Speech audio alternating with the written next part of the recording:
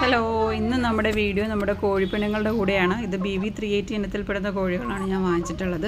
2.5 മാസം പ്രായമുള്ളപ്പോഴാണ് ഞാൻ ഇതിനെ വാങ്ങിച്ചത്. ഇപ്പോൾ ഏകദേശം ഒരു 6 മാസം കഴിഞ്ഞിട്ടുണ്ട്. എല്ലാവരും മുട്ടയിടുന്ന കോഴികളാണ്. ഇതാണ് നമ്മുടെ ഒരു ഷെഡിൻ്റെ സെറ്റപ്പ്.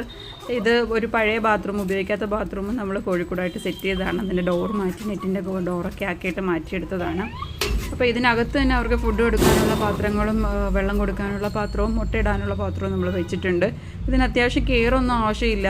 നമുക്ക് രാവിലെ ഫുഡ് ഇട്ട് കൊടുത്തു കഴിഞ്ഞാൽ പിന്നെ വൈകുന്നേരം അതിനെ കയറ്റിയാൽ മാത്രം മതി. രാവിലെ തന്നെ നമ്മൾ തുറന്നു വിടും. ഇതിൻ്റെ സൈഡിലായിട്ടാണ് നമ്മൾ കോഴിക്ക് മുട്ടയിടാനുള്ള ബാസ്ക്കറ്റ് വെച്ചിരിക്കുന്നത്. ഇപ്പോൾ കാണാൻ നിങ്ങൾക്ക് ഏകദേശം കുറേ മുട്ട ഇട്ട് വെച്ചിട്ടുണ്ട്.